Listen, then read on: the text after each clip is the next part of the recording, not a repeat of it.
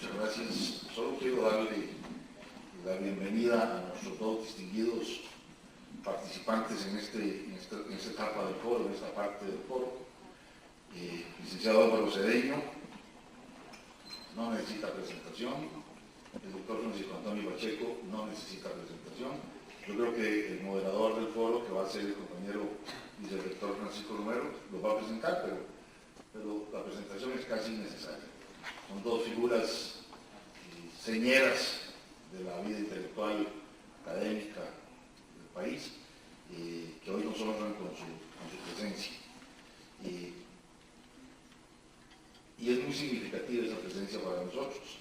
En algún momento yo he relatado que la inspiración de un artículo de don Álvaro Cedeño sobre la Universidad del Futuro motivó en buena medida el impulso inicial que tuvimos para plantear la iniciativa de crear la Universidad Técnica Nacional.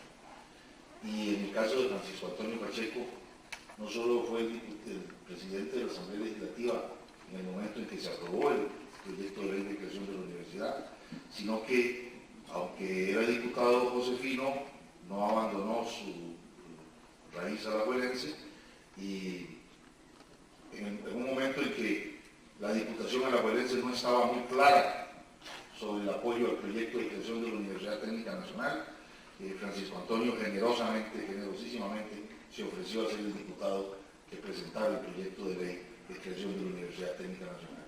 Y las primeras revisiones al texto inicial del proyecto de ley de creación de la universidad se hicieron precisamente en la oficina de Francisco Antonio Pacheco. Así que es también un padre de la UTN, el doctor Francisco Antonio Pacheco. Hoy tenemos el privilegio de tenerlos aquí con nosotros. Nos iba a acompañar el doctor Abraham Pérez, director académico de la Universidad La Salle, pero ha tenido problemas de salud y en este momento se encuentra en una atención hospitalaria. Esperamos que no haya tenido ningún percance muy grave. Nos ha pedido disculparlo y lo hacemos desde luego con mucho gusto.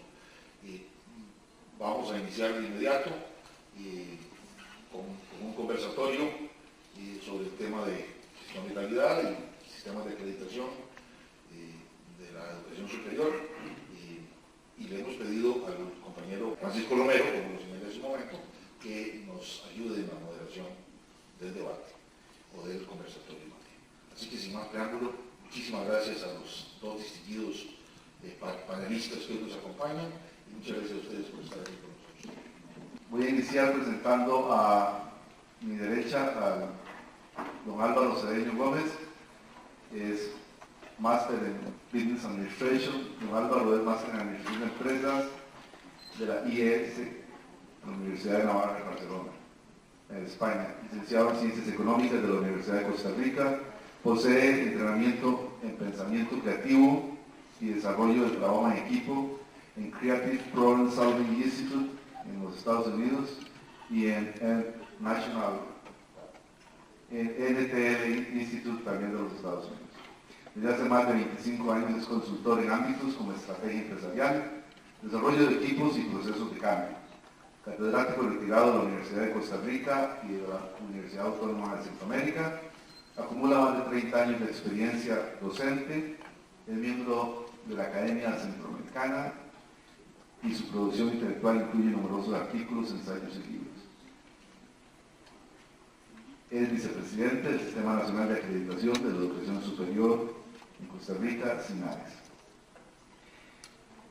Tengo a mi izquierda al doctor Francisco Antonio Pacheco Fernández, que es doctor en Filosofía Política de la Universidad de Estrasburgo, licenciado en Filosofía de la Universidad de Costa Rica y licenciado en Derecho de la Universidad de Costa Rica.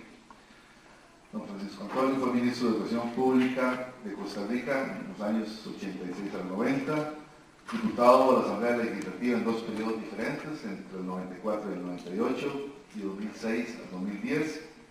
Fue presidente de la Asamblea Legislativa durante 4 años, del 2006 al 2010. Fue presidente del Partido de Liberación Nacional durante 8 años. Es rector fundador de la Universidad Estatal a Distancia de Costa Rica en aquellos años de 1977 a 1981. Ha sido embajador de Costa Rica en Italia, catedrático especialista en teoría del Estado en la Facultad de Derecho de la Universidad de Costa Rica, miembro del Consejo Superior de Educación, miembro de la Junta Directiva del Sistema Nacional de Acreditación de la Educación Superior, SINAES, autor de varios libros y numerosas publicaciones especializadas. Durante el periodo del 2009 al 2010 ocupó algunas veces la presidencia de la República en ausencia del doctor Óscar Ares Sánchez.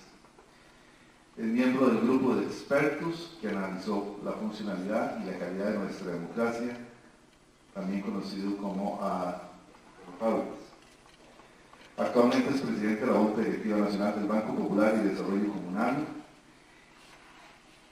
especialmente en el periodo del 2010 al 2013, y miembro del Consejo Superior de Educación. Ante esta presentación de lujo de los dos señores que nos han venido aquí a ayudarnos, voy a dar la palabra a don Álvaro Cedeño para que inicie su presentación.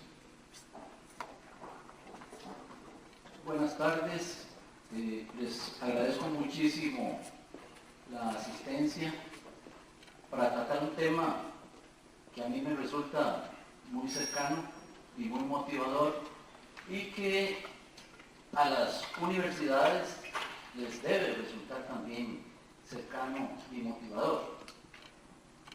Quisiera, para empezar, hacer una referencia a los tipos de modelos de acreditación que hay, principalmente más que a la formulación técnica del modelo, más bien como a la orientación o a las expectativas de cada uno de los modelos. Todos los modelos tienen por finalidad aumentar la transparencia de lo que ocurre en las universidades, transparencia que es muy bienvenida para los estudiantes futuros, para los padres y desde luego para los empleadores.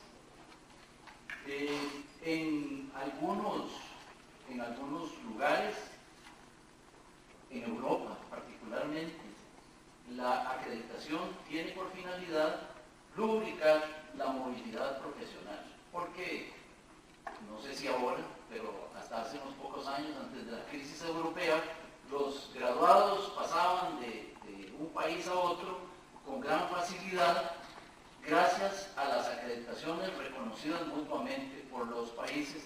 Esto posiblemente vaya a ser un plus para los estudiantes graduados en carreras acreditadas en el futuro en Costa Rica. Y desde luego que el modelo de acreditación o el ejercicio de la acreditación es una garantía para los, comillas, inversionistas públicos y privados que invierten en la educación superior, el Estado o los que pagan sus cuotas de matrícula y sostenimiento.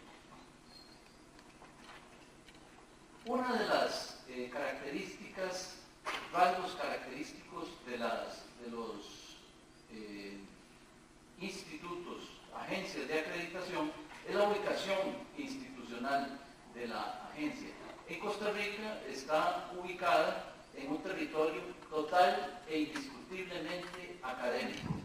En otros países está ubicado en territorios cercanos al Ministerio de Educación, dependiente del Ministerio de Educación, y eso lo ubica desde luego en un territorio distinto, lo ubica en un territorio político.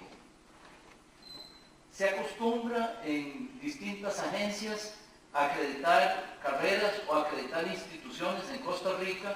SINAES hasta el momento solo ha acreditado carreras, nunca ha acreditado instituciones, aunque tiene la potestad y tenemos el plan en nuestra estrategia de emprender en la acreditación de instituciones. La formulación de los modelos, el modelo de acreditación es el instrumento básico según el cual se evalúan las carreras por parte de la agencia acreditadora. Los modelos se diseñan también según dos vertientes distintas, dos enfoques distintos. Hay modelos que son autocráticos, la agencia acreditadora los diseña y las carreras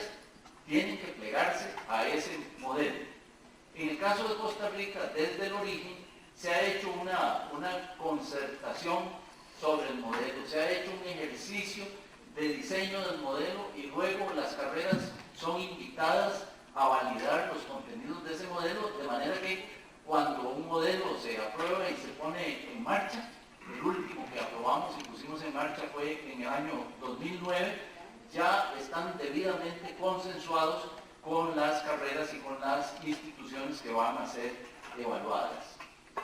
Eso, desde luego, que obedece a una opción que tiene la agencia acreditadora.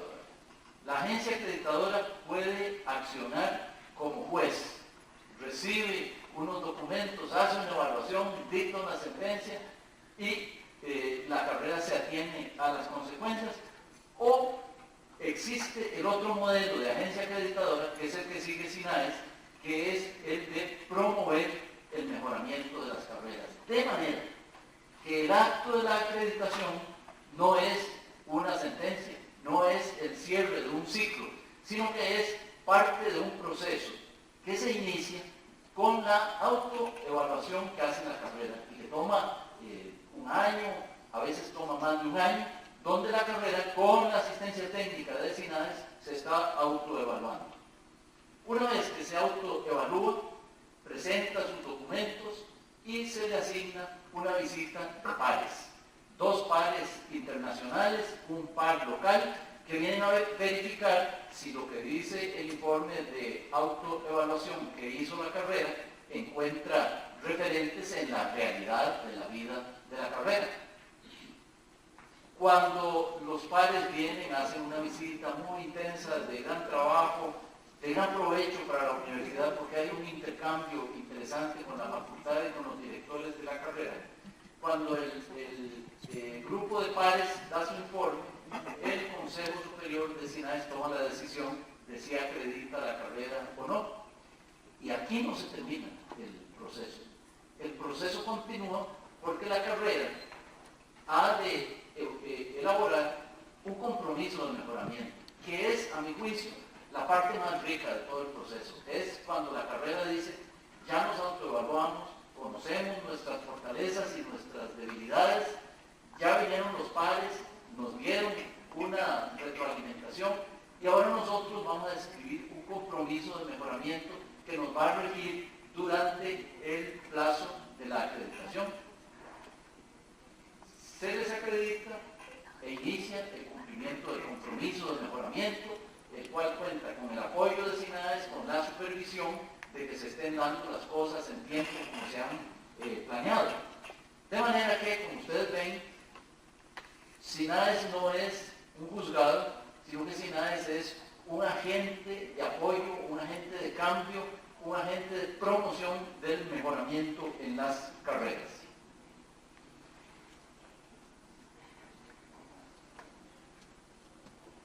¿Cómo se financia este ejercicio? ¿Cómo se financia el funcionamiento de una entidad como SINAES? Posiblemente ustedes han leído en el periódico en las últimas semanas algunas quejas de una universidad, en el sentido de que resulta muy cara la participación en un proceso de acreditación en SINAES. Bueno, el SINAES está financiado en parte por lo que cobra a las carreras, que fundamentalmente lo que se cobra es el costo de los pares, el local y los internacionales. Los internacionales tienen que viajar, los internacionales vienen de lejos, se quedan con nosotros en un hotel una semana y tal. Esto es lo que pagan las carreras. Pagan también por la revisión del informe de autoevaluación y pagan por el trabajo de darle seguimiento al compromiso de mejoramiento.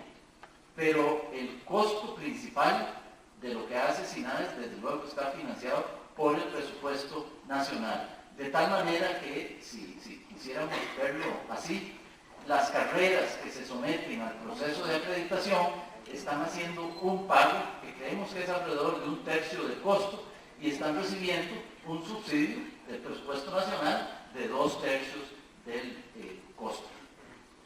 Este es el esquema de tipos de modelos, cuál es el modelo que nosotros tenemos. Posteriormente podría conversar sobre en qué consiste el modelo específico de SINAE, porque me parece que sería interesante para ustedes, porque quisiéramos verlos en el futuro cercano, trabajando en informes de autoevaluación y participando en este proceso que nos parece desde dentro y le parece a todas las 19 universidades que forman parte de SINAE que es un proceso que enriquece a las carreras y a las instituciones. Muchísimas gracias por su participación. Pasaremos ahora a dar la palabra a don Francisco. El problema de la calidad de la educación, estoy seguro de que ustedes lo saben, pero muchas veces uno sabe las cosas sin reflexionarlas, sin ser consciente de ellas. El problema de la calidad no podemos verlo nunca como una meta que se alcanza, porque las instituciones todas, inclusive los países, pasan por etapas distintas y hay momentos en que se logra un alto nivel de calidad y ese alto nivel de calidad no está garantizado que se vaya a mantener para siempre. Por eso la cultura de la calidad tiene que convertirse en una condición permanente de las instituciones. Es decir, estamos hablando de la calidad no simplemente como el cumplir una serie de metas, de objetivos o pasar determinadas pruebas, sino convertirse en un impulso constante de autovigilancia y de esfuerzo por mantener esa calidad. Por otra parte, a veces lo que en un momento determinado favorece la calidad de una institución, si nos aferramos demasiado a lo que estamos haciendo bueno, pensando que debe quedar para siempre, se convierte en algo negativo años más tarde por los cambios naturales que se dan en el desarrollo de la ciencia, de la tecnología, de los requisitos que demanda una vida social de avanzada y bien desarrollada. Muchas veces instituciones que han sido brillantes en un momento determinado y que le han aportado al país en el plano educativo grandes cosas, llegan a convertirse más bien en una carlanca que se arrastra por su incapacidad de renovarse. Aprovecho para decir que tampoco creo que debamos vivir en un activismo de renovación constante exagerado, que nos puede conducir también a la inestabilidad en las instituciones del Estado y en las instituciones privadas también de educación.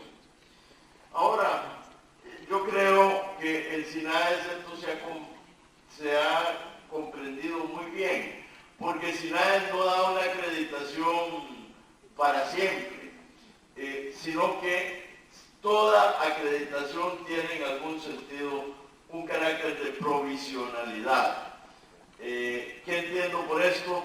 Hay que reactivar la acreditación después de cierto tiempo. Me parece que al hablar de calidad tenemos que tener claro que el proceso mismo es costoso, un costo que me parece a mí razonablemente manejable por parte de muchas instituciones, pero también, esto hay que hablarlo claro, supone un gran costo para las instituciones desde el punto de vista del mejoramiento interno. A veces los rectores dicen, ¿qué haría yo si todas las facultades, si todas las carreras se quisieran acreditar al mismo tiempo? Porque cuando ustedes examinan los aspectos que valora SINAE, o los aspectos que deberíamos valorar todos cuando pensamos en la calidad de una institución, nos damos cuenta de que supone un refinamiento interno que cuesta dinero. Veamos, por ejemplo, si se va a examinar cuántos profesores de tiempo completo tiene una carrera, aspecto fundamental a la hora de acreditarla, la institución que quiera realmente alcanzar el nivel suficiente de calidad para ser acreditada, tendrá que mejorar la participación de profesores. Obviamente, esto es magnífico. Como es magnífico también tener que fortalecer las bibliotecas o comprar revistas en línea de tal manera que sean accesibles a los estudiantes, aumentar la presencia de la informática en los aspectos de la vida cotidiana de una carrera, de tal manera que los alumnos siempre estén interconectados, reciban información, puedan obtenerla. Todo esto supone necesariamente inversión. Yo creo que esto también explica el que a veces haya muchas carreras que todavía no han entrado en el proceso de acreditación, pero aspiramos los costarricenses a que vaya creciendo poco a poco ese número, que se vaya intensificando y que mejore la calidad de la educación superior, tanto de la privada como de la pública. Yo originalmente era muy radical en mi posición con relación a la educación superior y habiendo sido formado en una larga tradición de educación pública, no solo en el país, sino que el tiempo que estuve en Europa.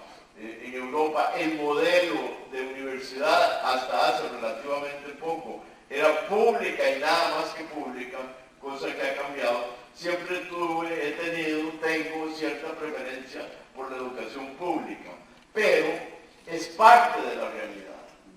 Eso cambió, es un nuevo enfoque en general y hoy en día es tan importante preocuparse por la calidad de la educación pública como preocuparse por la calidad de la educación privada.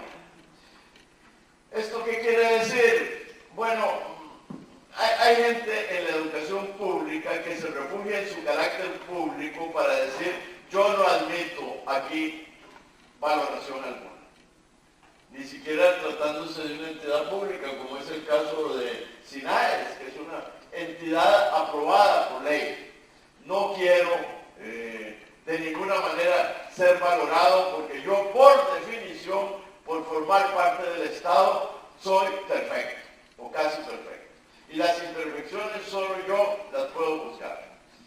Esa es una visión equivocada, porque la verdad, hacer un autoanálisis como el que hacen las entidades o las carreras o los programas que se someten a la valoración de SINAES es uno de los aspectos, como lo dijo don Álvaro, más enriquecedores que puede haber. Y además, normalmente, ustedes se sorprenderían de ver la franqueza con que la gente autoevalúa lo que está haciendo. Yo creo que es un ejercicio de honestidad y la mayoría de las veces se da ese ejercicio de honestidad. Yo diría que casi, por lo menos en todos los casos que conozco, para autorrevelarse las propias imperfecciones. Y eso es una maravilla. Lo otro que lo destacó don Álvaro es el acompañamiento. SINAES no es un juez ajeno.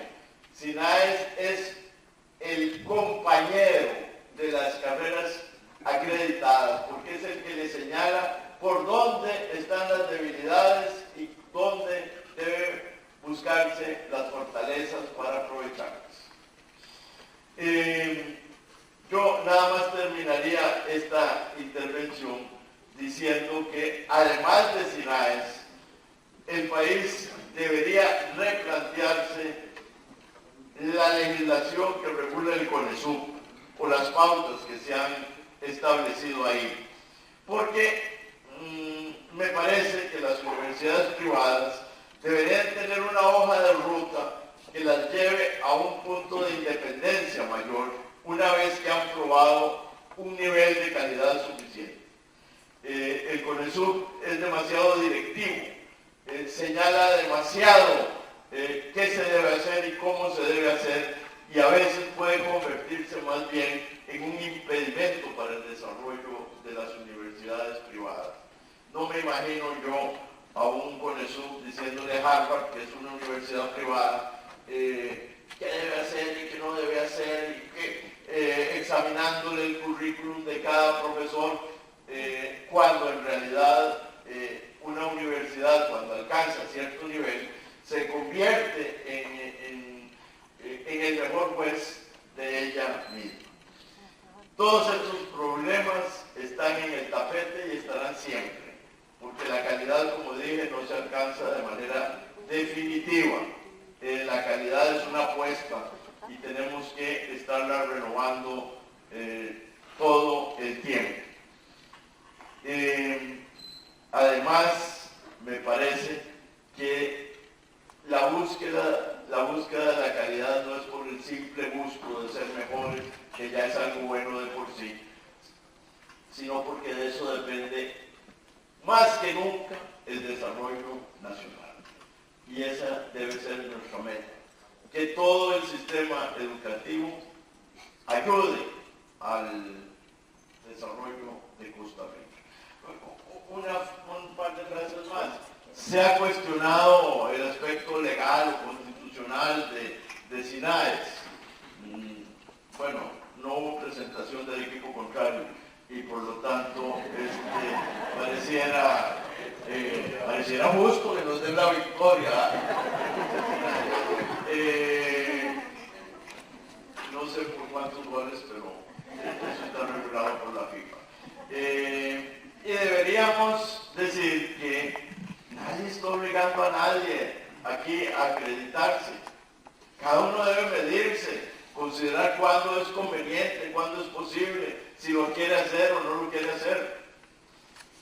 Y como no es obligatorio, tampoco se puede decir que sea inconstitucional, como se ha querido decir en estos días.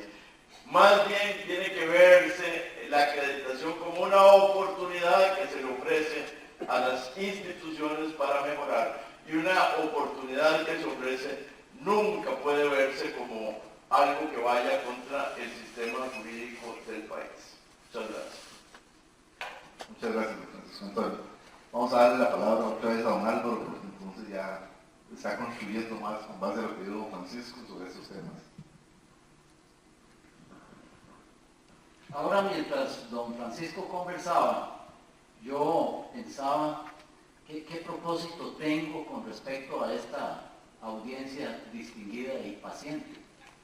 Y pensaba que a mí me gustaría muchísimo que de esta conversación salieran algunos impulsos de mejoramiento. No solo van a salir impulsos de mejoramiento cuando ustedes inicien su cercanía con SINAES, podrían surgir desde hoy. Y entonces, como don Francisco traía el tema de la calidad, yo quisiera compartir con ustedes el enfoque de lo que se considera, de lo que un autor considera calidad en instituciones de enseñanza superior. Tal vez primero les digo lo que se considera calidad en sentido general. La definición de los ISO 9001, dice que calidad es la totalidad de rasgos, características de un servicio que se relacionan con su capacidad para satisfacer necesidades explícitas o implícitas. Yo lo leí 3 veces y no logré aprender. Pero a continuación aparece un autor que dice, yo voy a traducir eso a lo que es calidad en la educación superior. Y esto sí que lo entiendo muy bien, y ustedes que entendieron lo primero, entenderán también lo segundo. Dice, calidad en la educación superior es la especificación de metas de aprendizaje significativas y facultar o capacitar a los estudiantes para alcanzarlas. Y a mí eso me maravilla porque es de una simplicidad enorme, ¿verdad? Señalar unas metas de aprendizaje significativas, no es aprenderse ahí unas cuantas cosillas, no, unas metas de aprendizaje que te transformen la vida. Todos nosotros sabemos que no todo lo que aprendimos en las universidades nos transformó la vida, pero una parte de lo que aprendimos sí que nos transformó la vida. No solo la vida intelectual, nos transformó la vida afectiva, nos transformó la vida cívica. Esa es la grandeza de una universidad. Señalar, dicen, calidades, señalar esos aprendizajes significativos y capacitar a los estudiantes para alcanzarlas. ¿Cuándo? Mientras sean estudiantes, no para alcanzarlas para siempre. Es el tema del aprendizaje permanente, ¿verdad? Es muy llamativo y yo quisiera que con ese propósito se fueran ustedes de aquí pensando en si sus estudiantes tienen, si ustedes han puesto metas significativas de aprendizaje y si sus estudiantes se están facultando para alcanzarlas permanentemente. Hablaba don Francisco de un tema que es muy importante, que es el tema de la cultura de calidad. A mí me parece que cuando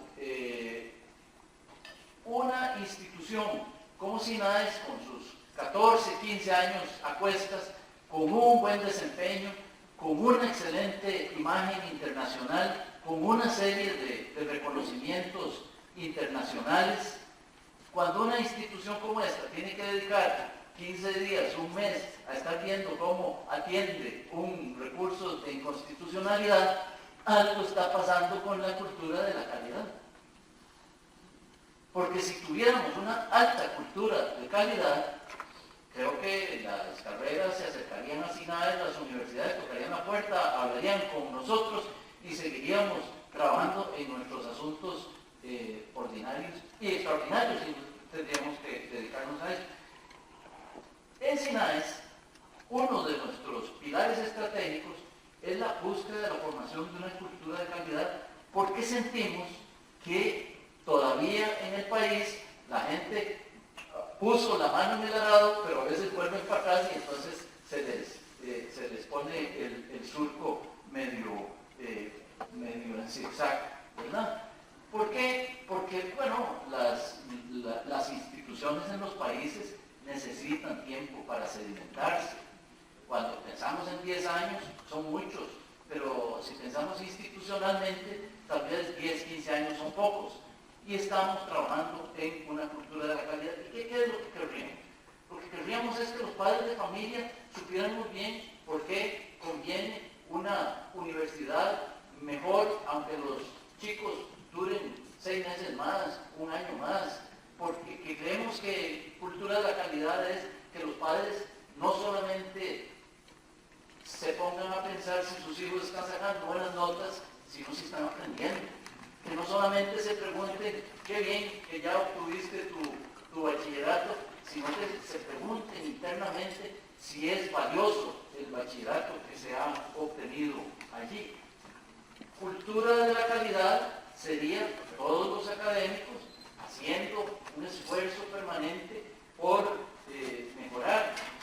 Nos decía don Francisco Antonio que la acreditación de SINAES no es una acreditación para siempre, que es temporal, y es que es prudente que sea temporal, porque el mejoramiento tenemos que pastorearlo, el mejoramiento tenemos que cuidarlo como se cuida un jardín. Si dejamos el jardín un mes, cuando ya llueve, en verano no le pasa nada, pero cuando ya llueve, lo dejamos un mes y se lo llena de malezas.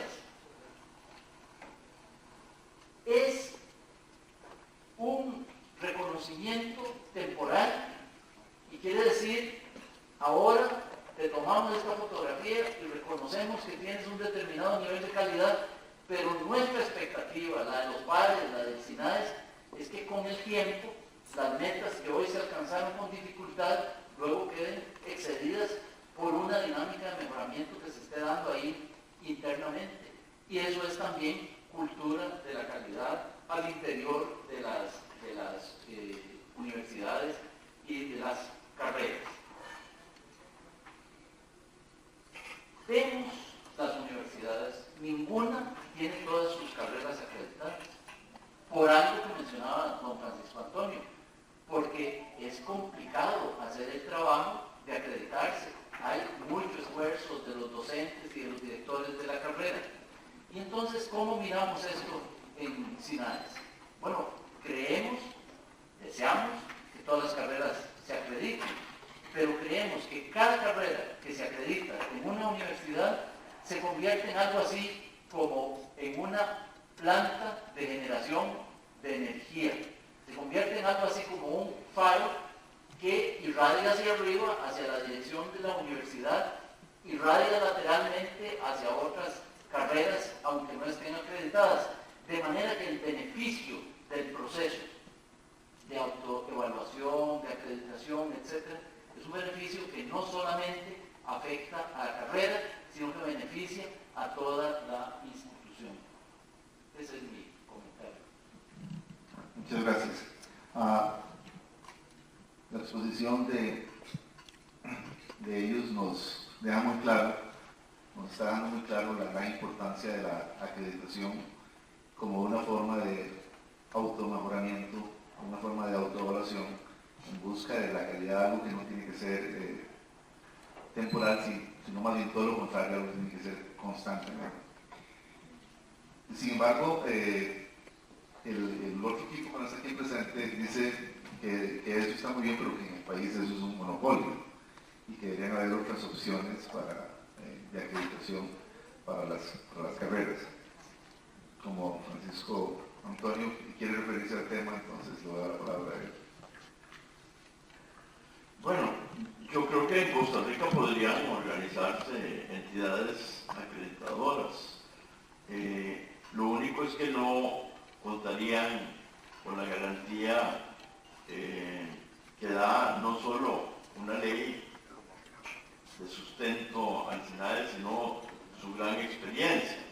Yo puedo fabricarme, tengo una universidad y me fabrico además una agencia calificadora para que muy generosamente me dé las mejores calificaciones. Las carreras de ingeniería de la Universidad de Costa Rica en algún momento buscaron calificadores en Canadá. Y en fin, eso vale lo que vale. ¿Qué vale? Que hay una entidad en Canadá que las calificó como buenas y eso me parece a mí un elemento positivo. Lo que pasa es que aquí nosotros con SINAES sabemos con exactitud cuál es el procedimiento, cuál es el valor y cuál es la enorme confianza que nos merece como entidad calificadora. En el fondo, casi uno lo que percibe es que se querría que SINAES no existiera, que SINAES no calificara. Y eso, francamente, no se vale. Una cosa que me parece muy importante y que estoy seguro de que don Álvaro estará de acuerdo conmigo, hay que combatir, la cultura de calidad tiene que penetrar la sociedad misma. Las exigencias de la sociedad tienen que ligarse a calidad. Yo creo que la gente en Costa Rica ha sido, e incluso el Estado mismo, demasiado manga ancha en materia de exigir calidad a las instituciones de educación superior. Y hemos caído en el vicio conocido como titulitis. Lo que basta es tener un cartón que diga algo, que diga que yo soy archidoctor de 25 estrellas en tal cosa, y eso normalmente se da por bueno. No podemos seguir por esa vía. Yo recuerdo una anécdota de uno de los más ilustres miembros de SINAES, ya fallecido, don Enrique Góngora. Enrique Góngora presidió SINAES, creo que fue el primer presidente de SINAES, gran amigo, matemático, y decía Enrique que él a veces soñaba con una situación que le parecía ideal, y es que las universidades el primer día reunieran a todos los que se inscribían y dijeran: pasen a la derecha los que quieren ser matemáticos, pasen. Allá vayan al fondo los que quieren ser abogados, un montón. Al otro lado los que quieren ser médicos, etc.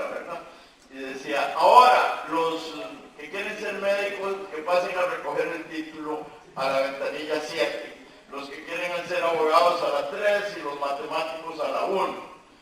Y que se lleven de una vez el título. Y cada uno cogía el título y entonces decía, y ahora que se queden los que quieren aprender. Y yo creo que esa es una pista muy buena contra el problema de la titulitis que hay que combatir. No basta con tener el título. Y hay gente que lucha y se mete a la San Marino o a la universidad, no sé, a alguna universidad de garaje. Hay privadas ahora que van alcanzando un alto nivel, esto lo digo sin temor a equivocar. Y ya tienen un título que socialmente parece satisfactorio, pero no. Además de tener el título, hay que saber, hay que aprender, y yo creo que SINAES está ayudando en eso. Así es que me parece a mí que es muy importante el esfuerzo de SINAES, pero también otros esfuerzos que deben hacer cada una de las instituciones por mejorar su nivel. Una de las metas de tener una alta calidad en una universidad tiene que ver con la posibilidad de brindarle oportunidades a sus graduados de contribuir profesionalmente al mejoramiento del país. Y eso se logra teniendo carreras pertinentes.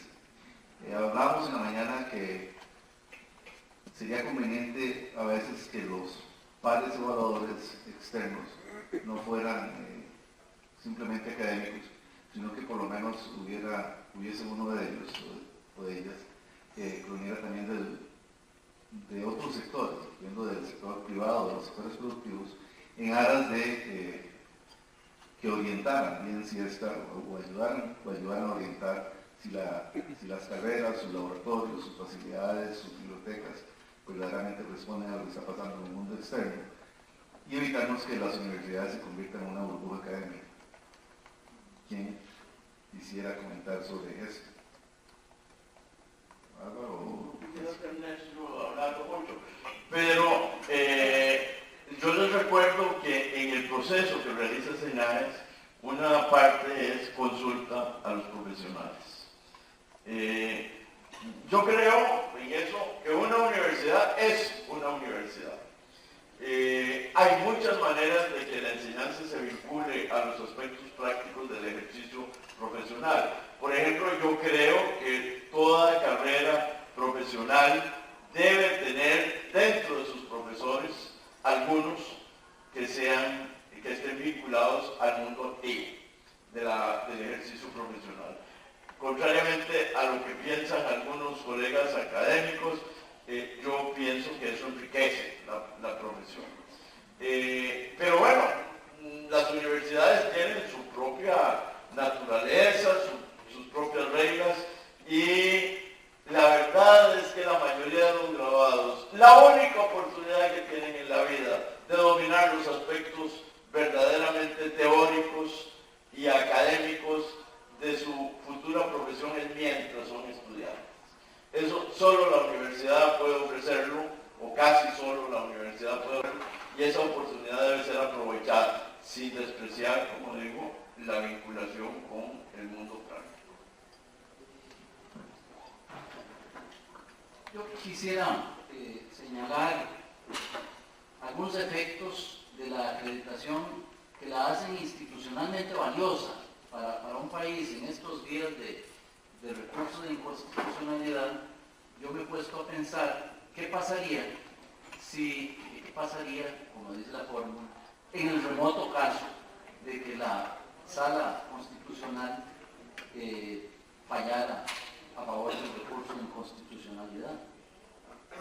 Echaríamos a este país para atrás 15 años. Lo que se logró hacer con mucho esfuerzo, lo que se ha logrado ir instalando institucionalmente con mucho esfuerzo, quedaría maltrecho, limitado, menoscabado. ¿Y a qué dejaríamos de servir? Pienso que SINAES es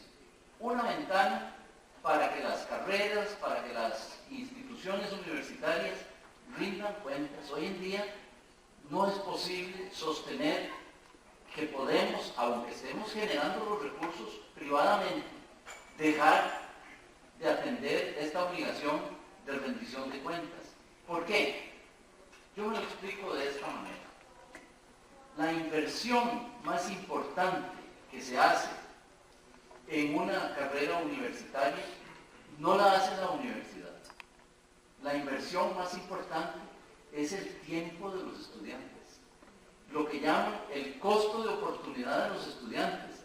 El estudiante que se pasó 3 años o 4 años o 5 años estudiando en una universidad de baja calidad, no se lo sustituye nadie, no se lo reemplaza nadie. Ahí irá para adelante él de su vida, habiendo subutilizado 4, 5 años de su vida. Por eso pienso que lo más importante es esa inversión que el estudiante hace. Esto me lleva y me pone en contacto con el plan estratégico que estamos elaborando en SINAES a una preocupación muy grande que tenemos, y es lo que está ocurriendo con tantas escuelas aparentemente de baja calidad que dan títulos de maestros y profesores, y que dan títulos no solamente de nivel de bachillerato, sino que dan maestrías y hasta doctorados en educación.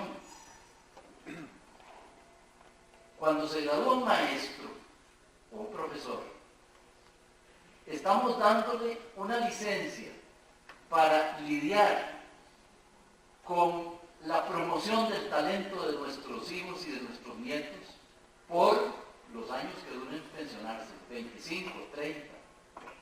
O sea que cuando usted ve la lista de las universidades que gradúan maestros y profesores, ya puede ir haciéndose una composición de cuál es la consecuencia de lo que estamos causando en el futuro de la educación de Costa Rica. Y eso realmente nos tiene muy preocupados.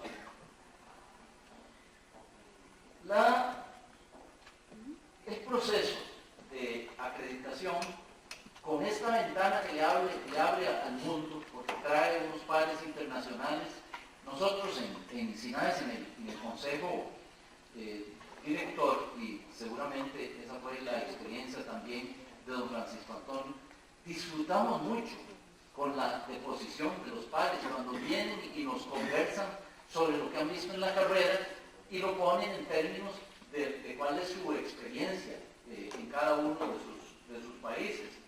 Ellos creo que le están aportando a la educación superior costarricense referentes internacionales muy valiosos, ¿verdad? Porque sin esos referentes universales valiosos, bien pudiera ser que nuestro afán de confort nos llevara a seguir la regla en las carreras, a seguir la regla de Juan Palomo: yo me lo guiso y yo me lo como. Muchísimas gracias, don Francisco. Quisiera abrir entonces para un periodo de preguntas y participación de ustedes, compañeros y compañeras. Si alguien quisiera hacer algún comentario, don Luis Enrique, sí, por favor. Quisiéramos aquí un poquito de apoyo. En esta misma dirección, de la preocupación que está hablando y aprovechando que estaba Francisco Pacheco, recuerdo que cuando yo estaba en el colegio, usted era el ministro de Gobierno. En aquel tiempo,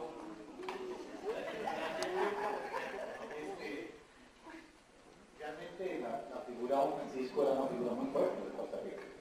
Pero es que no lo sé ahora, pero ahora con lo que ha narrado, no sé si la pasantía en Italia le hizo ver esa apertura que Europa ha tenido, ¿verdad?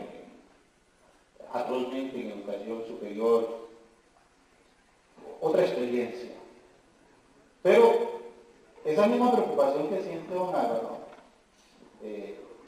muchos costarricenses la hemos sentido.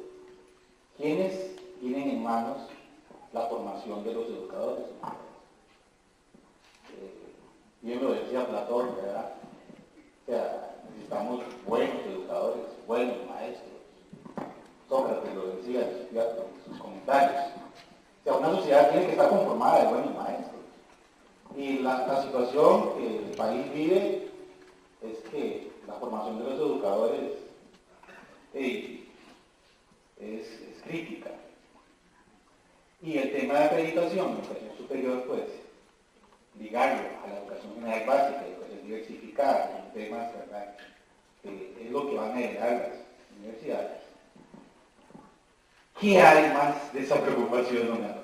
O sea, y don Francisco, o sea, ¿qué se puede hacer para revertir el proceso? Porque se permitió la educación privada y es un derecho constitucional, ¿verdad?, se enseñe en el país.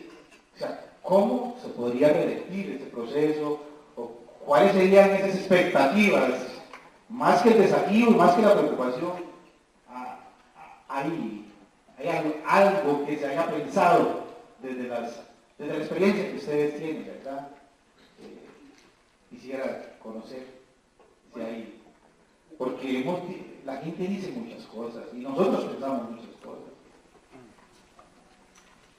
Uno de los argumentos de los recursos de constitucionalidad es que la ley de fortalecimiento de SINAES crea una discriminación cuando dice que los empleadores del Estado, como la Caja de Seguro Social, como el Ministerio de Educación Pública, pueden dar puntos adicionales a la hora de seleccionar a sus colaboradores, a sus maestros, o a sus médicos y personal, etc. Hemos pensado que sí, eso es una discriminación, pero es una discriminación saludable. En buena hora, el Ministerio de Educación Pública pudiera en unos cuantos años decir, solo contratamos educadores de los cuales tengamos certeza de que tienen una buena formación. Sí. Y imagínense con los médicos, que podría uno pensar en una facultad de medicina que sea como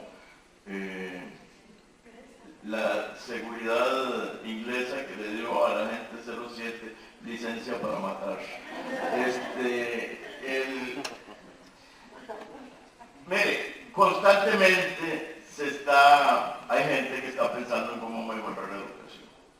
Eso es obvio. En el Consejo Superior de Educación es un tema de reflexión casi, diría yo, diaria. Esa vía que se incluyó en la ley de SINAES, en la que tuve también el gusto de participar, y que aspiraba yo a que fuera más radical, porque yo aspiraba a que dijera que no se contratará a ningún educador si no viene de una carrera acreditada. Ya abre una de las esperanzas de mejoramiento de la calidad de la educación. Yo creo que el Estado de Costa Rica debería ser también mucho más proactivo. Hay un problema de recursos, yo no culpo a nadie, porque el problema es demasiado complejo. Y la verdad, Costa Rica en general ha tenido buenos ministros de educación. Algunos por ahí mejor que otros, ¿verdad?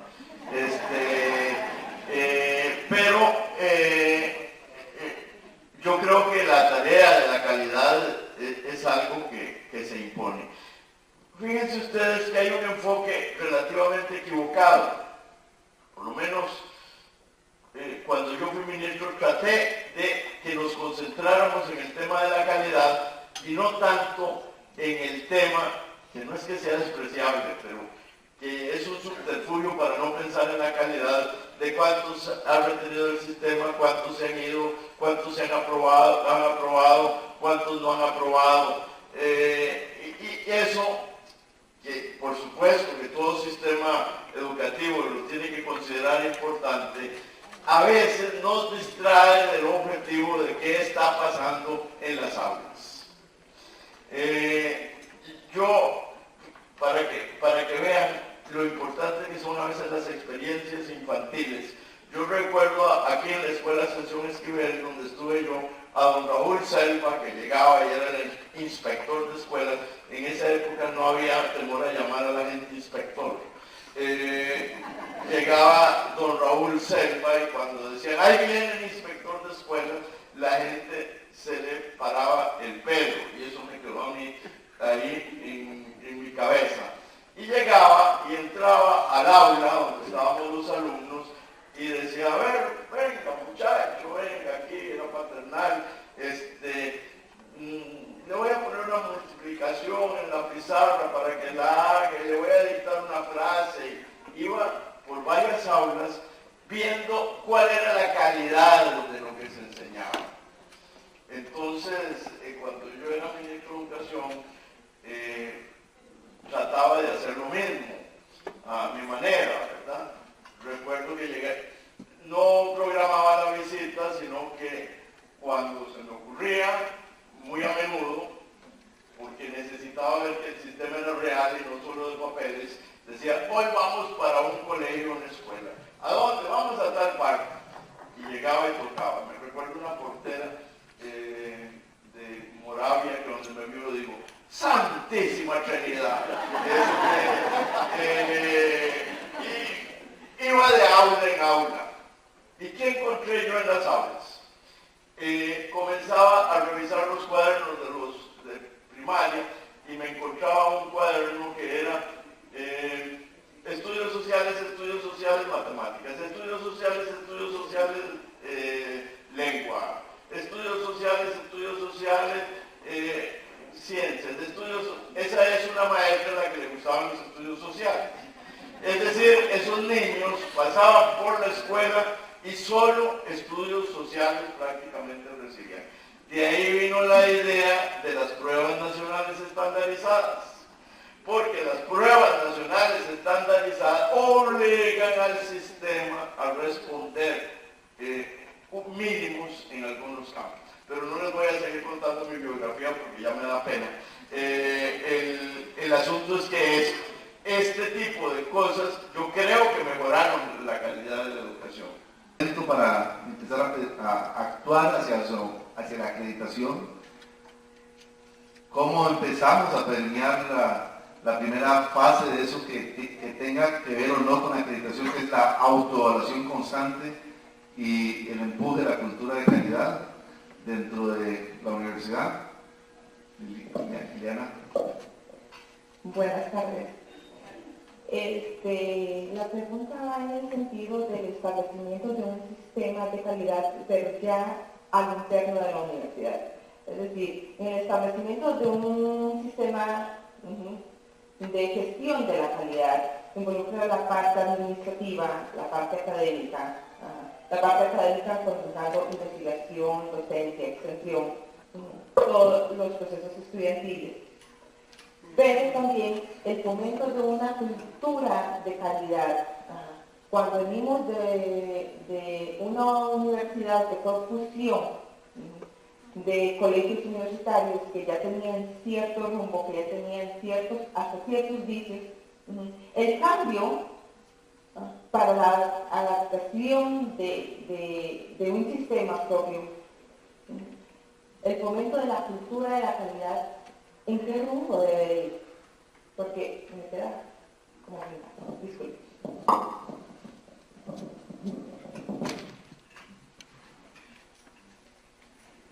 A mí cuando era profesor me gustaba, desde luego, hacer preguntas, pero una vez se me ocurrió, ¿por qué no le pedía a los alumnos que llevaran ellos preguntas? Y una vez una chica seguramente no había tenido tiempo de preparar la pregunta y me hizo una pregunta que a mí me ha servido muchísimo. Me dijo, don Álvaro, ¿cómo hace uno para comerse un elefante? Y bueno, yo me reí y no tenía la respuesta y no pude responder y me dijo ella, bocado por bocado.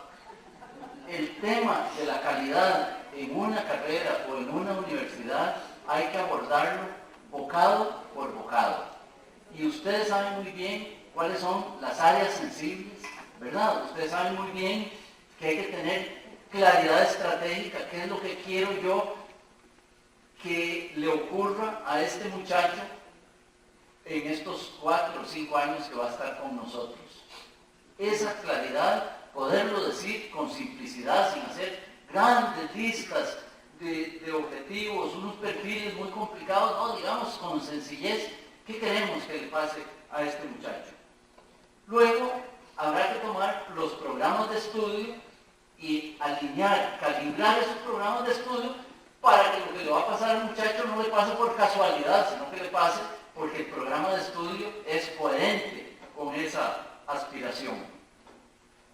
Luego, no dejemos de atender a los estudiantes. A veces yo pienso, recuerdo mis experiencias estudiantiles y yo creo que nunca me he sentido cliente más maltratado.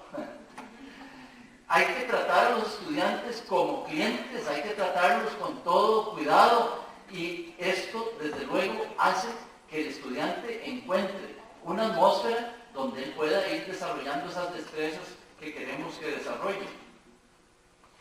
No es de cualquier manera que vamos a provocar un cambio en el estudiante. Los métodos de enseñanza-aprendizaje, a mi juicio, son un tema muy sensible. A mí me llama muchísimo la atención cuando entro a una escuela, a una universidad, y oigo exactamente los mismos sonidos que escuchaba yo cuando era estudiante hace 50 y 60 años. Es un profesor con un hablado rítmico que va por ahí señalando unas cosas que están más bonitas expuestas en el libro, que de vez en cuando hace así en la pizarra, ¿verdad? Que de tiempo en tiempo escribe cosas en la pizarra y me pongo a pensar, ¿es este un buen método de enseñanza-aprendizaje? Es el que conocemos, es al que todos recurrimos. Pero hoy en día los estudiantes están aprendiendo de otras maneras. Cuando uno ve cómo los chicos jovencitos saben manejar teléfonos complicadísimos, uno dice, bueno, aquí hay una metodología de enseñanza-aprendizaje que yo no conozco. Y cuando me acerco a ellos, oigo que la fórmula es, May, ¿cómo se hace esta vara? Y de ahí es que van aprendiendo. Bueno, a lo mejor tengamos que cambiar la pizarra por un poco tal vez otras varas que sí, ¿no? para enseñar, ¿verdad? El núcleo de profesores me parece a mí que quizá la variable más crítica, ¿verdad? Tienes que tener unos profesores desde luego capacitados, desde luego aptos y desde luego muy bien liderados. Y liderados no quiere decir que los manden, liderados no quiere decir que les digan exactamente qué hay que hacer. Liderados quiere decir que haya quien los entusiasme, que haya quien les convierta en grato el momento cuando llegan el lunes a empezar las clases. Por ahí, digo yo, esos son los mordiscos que habría que irle dando al tema de la calidad, ¿verdad? Suscribo todo lo que ha dicho don Álvaro, estoy de acuerdo. Subrayaría lo siguiente, la formación de los profesores es fundamental. Y es fundamental en materia de contenidos y también el componente tecnológico hoy en día es fundamental. Alguien cercano a mí está en una universidad en España, en la Carlos III, y me decía, asombrado, que no solo tenían tecnología los profesores, sino que la usaban. Y que en el teléfono, en las tabletas, en la computadora, iban apareciendo todos los días lecturas que tenían que hacer los alumnos, indicaciones, notas, es decir, que había una interacción diferente. Y bueno, eso es parte del mundo hoy en día y a eso no se puede renunciar.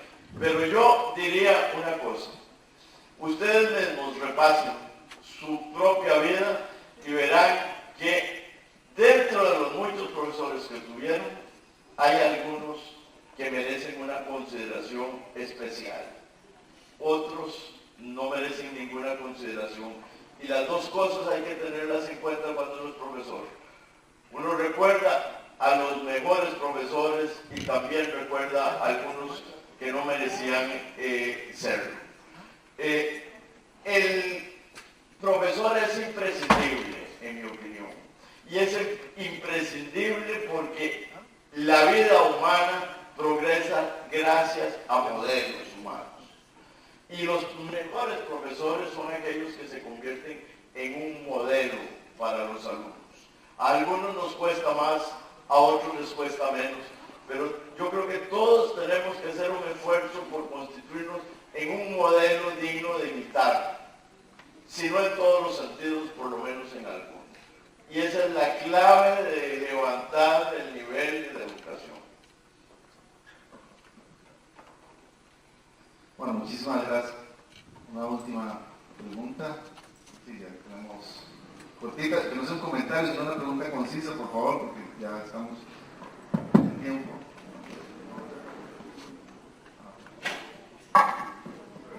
Mi pregunta tiene que ver más que todo con la parte de la vocación del profesor o del maestro en la escuela. Es la siguiente. La acreditación, la entiendo muy bien, es algo que nosotros lo debemos de hacer. También la calidad, que habla don Francisco. Pero no tendrá que ver esos dos puntos con la vocación del docente. Esa es mi pregunta.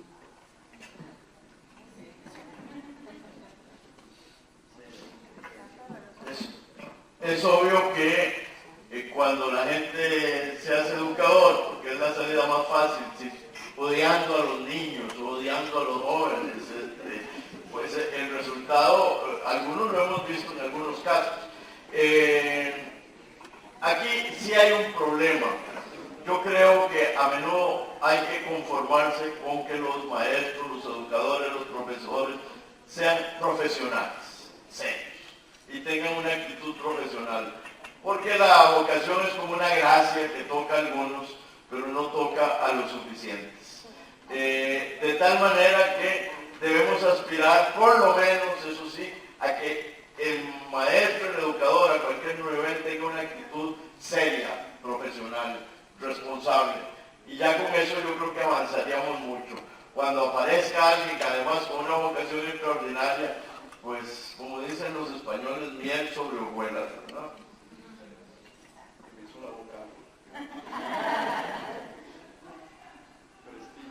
Bueno, después de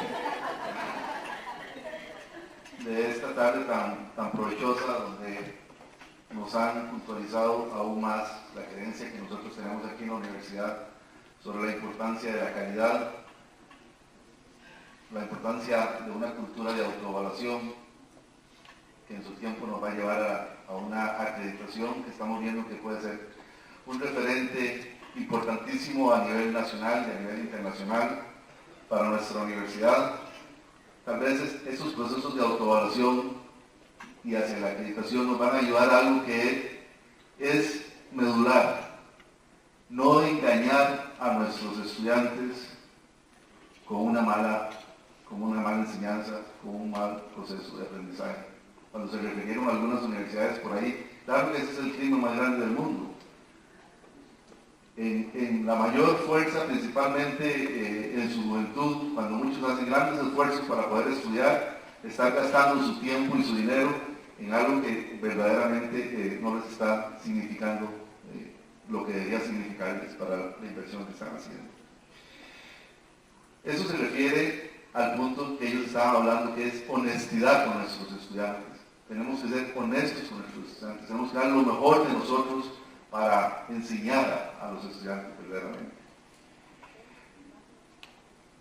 Creo que algo que también empieza fuerte a calarnos es la importancia de la calidad, pero la importancia de la calidad no solamente en educación, como estamos viendo ahora, o en programas universitarios como los nuestros, sino la importancia de la calidad en todas las actividades de nuestras vidas, en todo nuestro quehacer personal, porque esa calidad en nuestro quehacer personal y en nuestro quehacer profesional, independientemente si estamos en contacto con los estudiantes, si somos profesores, si somos administradores, si somos investigadores o la gente que nos ayuda dentro de todas las acciones de la universidad, ese quehacer de calidad nos va a ayudar a que día a día nosotros podamos brindarle una mejor oportunidad a nuestros jóvenes o a nuestros estudiantes, que en realidad, como bien se dijo, es de suma importancia para el mejoramiento de nuestro país.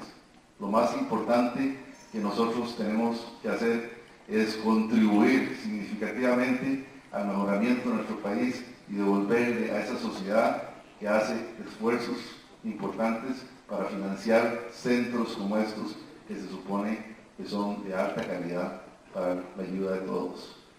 Muchísimas gracias a don Álvaro y a don Francisco Antonio Pacheco. Muchísimas gracias a todos ustedes por su presencia aquí. Buenas tardes.